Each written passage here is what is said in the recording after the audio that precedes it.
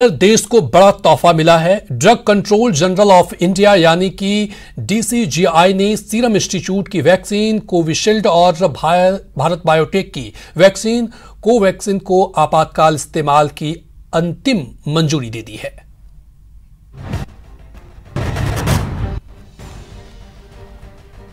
नए साल पर कोरोना वैक्सीन को लेकर लगातार देशवासियों को खुशखबरी मिल रही है।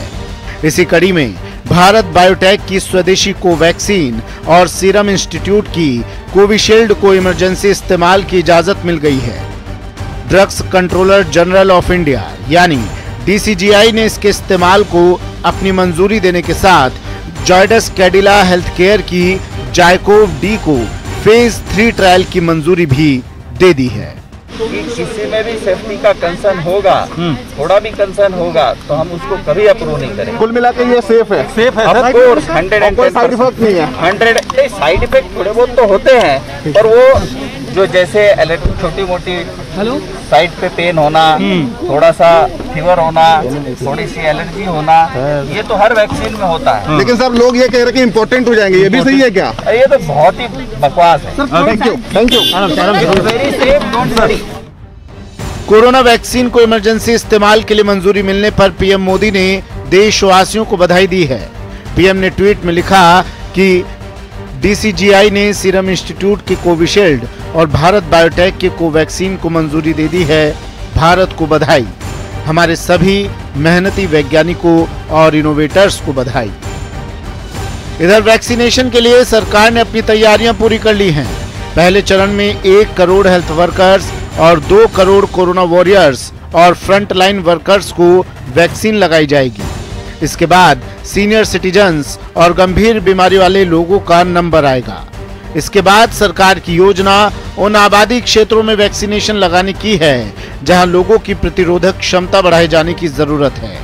इसके लिए स्वास्थ्य मंत्रालय के अलावा करीब 20 मंत्रालय, 23 विभाग और 96,000 vaccinators, 82 lakh sites, 28,900 cold chain points, 85,000 से ज्यादा उपकरण अहम भूमिका निभाने वाले हैं। कोविन ऐप के जरिए अगले हफ्ते से वैक्सीनेशन ड्राइव शुरू होने की उम्मीद है। Bureau report, news 18 network. उधर WHO ने कोविड-19 वैक्सीन के मंजूरी का स्वागत किया है। WHO ने लिखा है कि वैक्सीन कोविड-19 महामारी के खिलाफ लड़ाई लड़ने में मदद करेगा।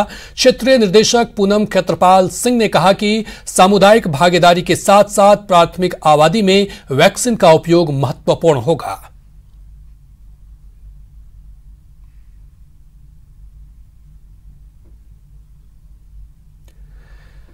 वहीं drug control general of India की तरफ से 2 वैक्सीन को ग्रीन सिग्नल देने पर राज्यवर्धन सिंह राठौड़ ने खुशी जाहिर की है। उन्होंने कहा है कि देश कोरोना से जंग को तैयार है।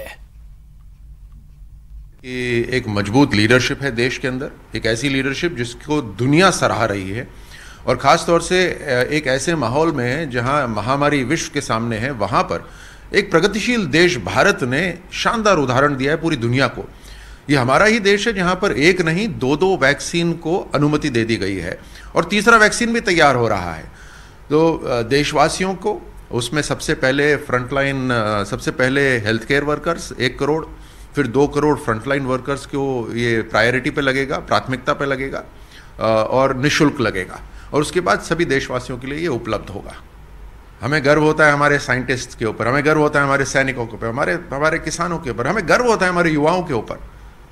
और जो साइंटिस्ट इतनी मेहनत करते हुए उन्होंने एक वैक्सीन निकाली, एक नहीं 3-3 वैक्सीन निकाले, और ये वही साइंटिस्ट हैं जिन्हें दशकों पहले जब भारत में अवसर नहीं मिलता था तो ये अमेरिका जाके यही वैक्सीन बनाते थे, आज भारत में रहकर ये वैक्सीन बना रहे हैं। हमें गर्व होना चाहिए।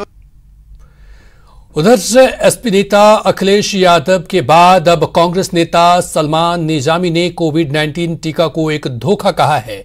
निजामी ने अपने ट्विटर हैंडल से ट्वीट कर वैक्सीन इज अ फ्रॉड कहा है।